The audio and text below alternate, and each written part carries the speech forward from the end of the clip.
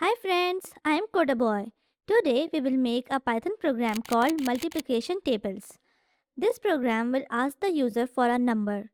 Then Python will print the multiplication number for that number. Let's get started. To make a multiplication number, we need to repeat the same kind of calculation again and again. That means we need a loop. Today we will use a for loop. The loop will run 10 times. Each time Python will multiply our chosen number by a new value. First, let's ask the user which table they want. Type n equals integer, open bracket, input, inside bracket and quotes type which table do you want and close the bracket. This asks the user for a number and stores it inside the variable called n. Remember, input gives us text, so we use integer to turn the answer into a number. Now we need a for loop. Type for I in range, open bracket 1, 11, close bracket, colon.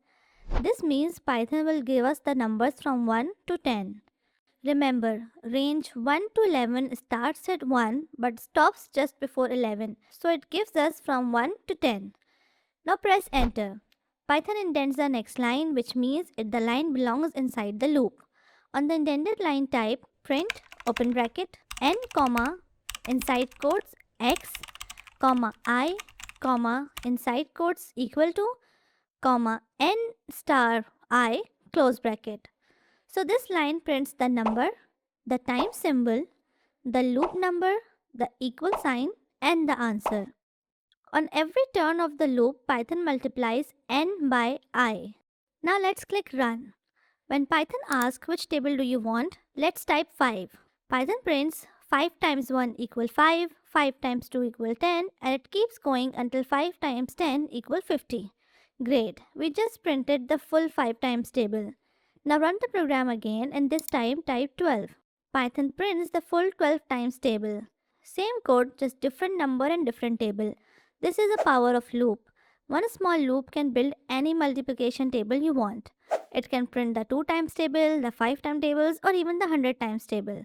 You only change the number and Python does the rest. Now look at what we used today. We used input to ask the user for a table number.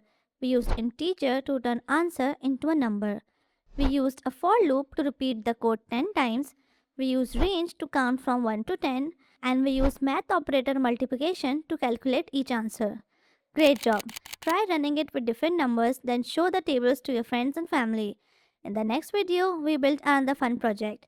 I'll see you in the next one. Goodbye.